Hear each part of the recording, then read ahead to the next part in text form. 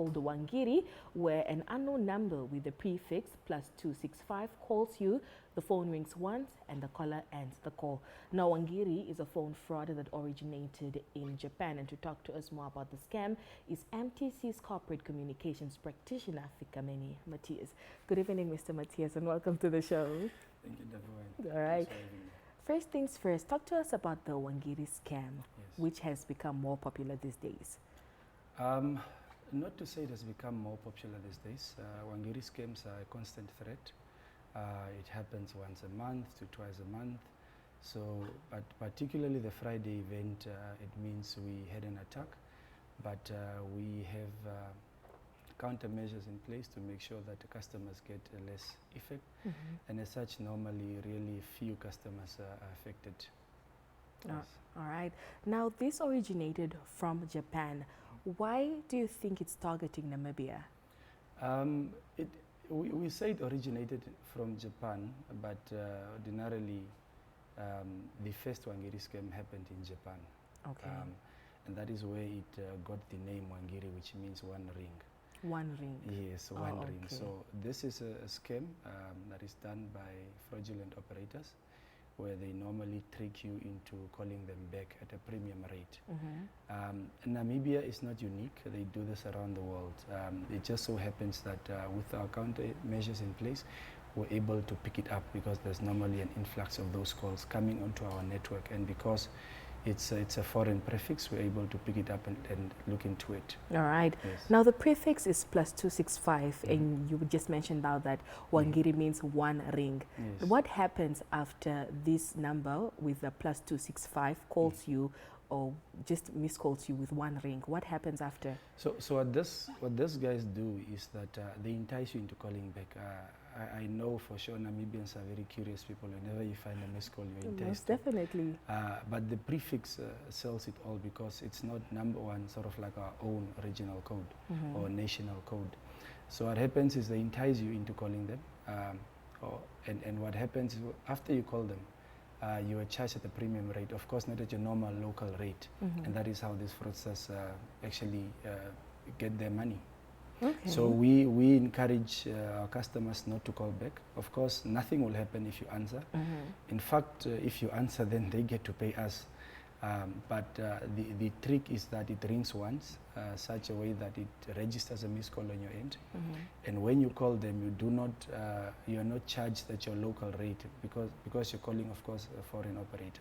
All right. The issue is quite complex. There are a lot of dynamics around it as to how the calls are made, where the calls come from.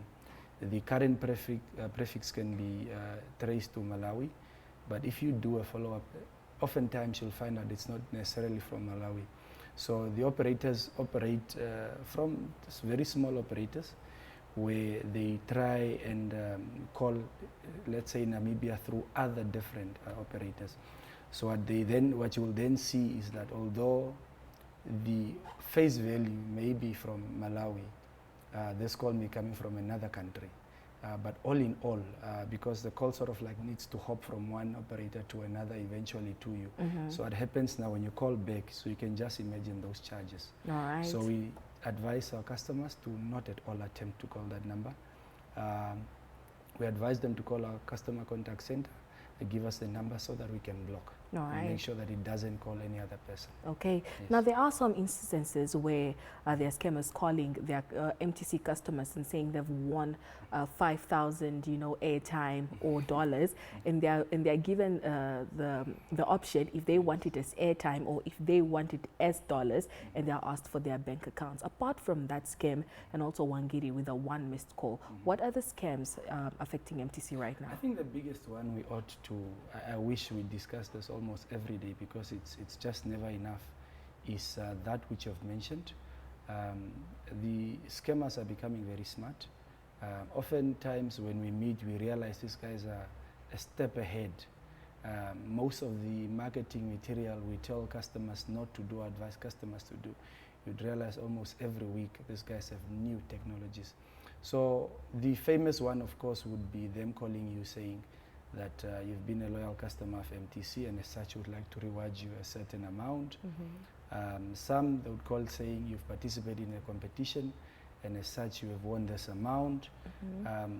But just to cut you a bit there, you know, there are so many MTC competitions. You know, we talk about the Bible verses, and we're also talking about, you know, the gambling products and also just the subscriptions. Don't you think that's also like a pulling lever? Not necessarily. We just need to, it all boils down to customer awareness. So not necessarily. Those that you've mentioned fall part of our 101's content subscription. And 101 in itself, customers have complained various times, and I will always advise them to call our customer contact center to see what is happening, because when you subscribe, you are signing up for a daily charge, be it $1, $3 or whatsoever. But that's not a scam, it's something we can fix. But the biggest issue that MTC has at the moment is those scams. One which you have mentioned, the competitions, and we've always said, regardless of what narrative the scammer brings to you, always confirm that it is indeed a legitimate competition that you apparently have won. And in most cases, you would find yourself that you have not participated in any competition. So how do you expect to win? How do you win in the first place? So we advise our customers, such already is a red flag. Somebody calls you from a private number, it's a red flag. MTC will never call you from a private number. Somebody calls you from a straight 081 number that looks like yours and mine, and claims to that you have won. And in no case, very little cases, would a big organization call somebody from a normal 081 number or an 085 number.